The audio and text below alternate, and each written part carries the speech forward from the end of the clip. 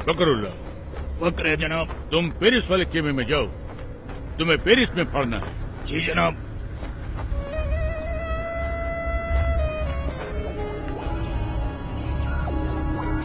फकरुल्लाह। फक्र है जनाब। तुम अमेरिका वाले खेमे में जाओ, तुमको अमेरिका में पढ़ना है। जनाब।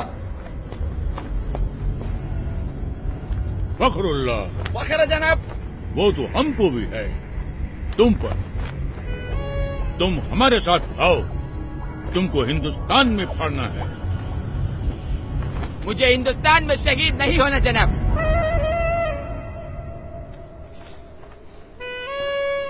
वहाँ पहले बहुत आतंक है, एक साथ 2 बम फट जाए तो दूसरे की खबर वही दबा देते, ताकि जनता में अखरोट पैदा न हो। अखरोट नहीं बेवकूफ,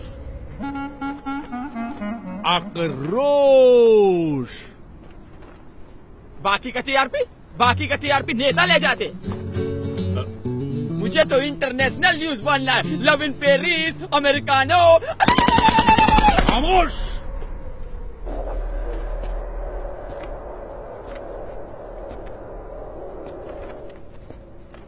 बदअक्ल, बदशक्ल, बेवकूफ, नामाकूल, गुस्ताख।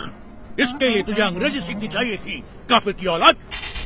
अब तुम 2 ही जगह पढ़ सकता है, या पाकिस्तान या हिंदुस्तान। हिंदुस्तान जनाब। अल्लाह, सुभान अल्लाह, बरकतुल्लाह, इंतामुल हक, अल्लाह, ओस्मा बिन लादेन, अल्लाह। आओ मेरे साथ।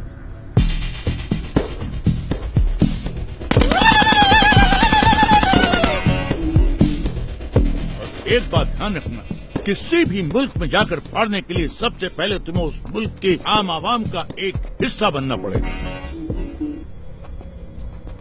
जिससे किसी को भी तुम पर शक न हो। इसलिए सबसे पहले मैं तुम्हें एक सच्चे हिंदुस्तानी जैसा बनाऊंगा, और सच्चे हिंदुस्तानी जैसा बनने के लिए तुम्हें हिंदुस्तान की तवारीख यानी कि हिस्ट्री और वहां की रवायत जाननी होगी, और वो तुम्हें मैं न नहीं बताऊंगा, ये बताएगा।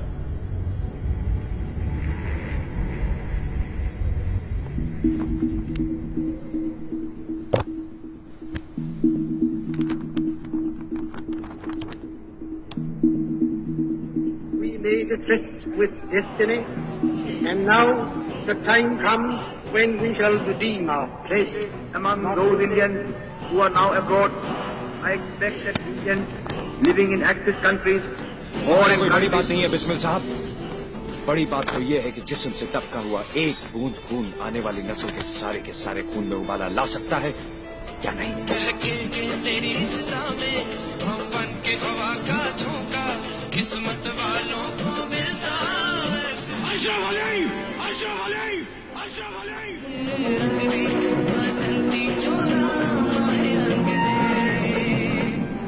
लेकिन हमारा हिंदुस्तान जिंदाबाद था, जिंदाबाद है और जिंदाबाद रहेगा।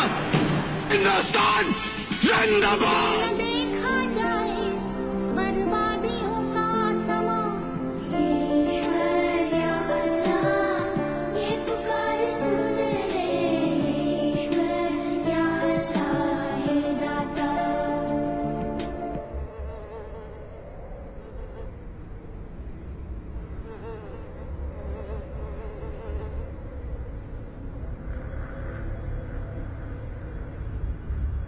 सुभान अल्लाह, अब तो एकदम हिंदुस्तानी जैसा लगता है।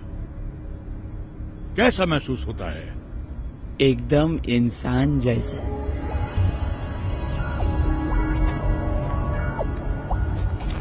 अब तू पढ़ने के लिए एकदम तैयार है।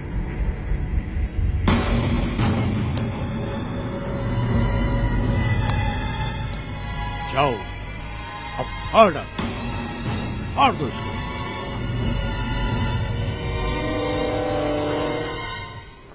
पंद्रह अगस्त 1947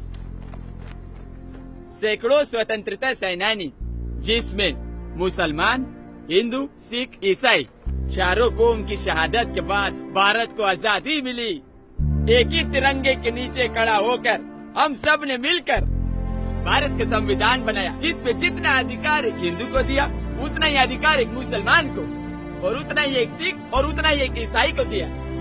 एक ऐसा देश जो हर मजहब को जानता हो, पहचानता हो, अपना मानता हो। ऐसा देश जहाँ पर हिंदू के मंदिर की घंटियों के साथ अजान मिलकर पूरे हिंदुस्तान को एकता का पाठ पढ़ाती हो। ऐसे देश में कोई कैसे बम फाड़ सकता है? एक ऐसा देश जहाँ पर हिंदू और मुसलमान दोनों फांसी के तख्ते पर चढ़ गए हो, झूल गए हो। ऐसे देश में बम कोई कैसे फाड़ सकता है? खामोश, नामाकुल, बदबक, गड़रिये की औलाद, काफिर। वापस तो हमारा बाप हम खुद फाड़ देगा, हम खुद फोड़ेगा इसको। अरे हाँ, छोड़ दो इसको।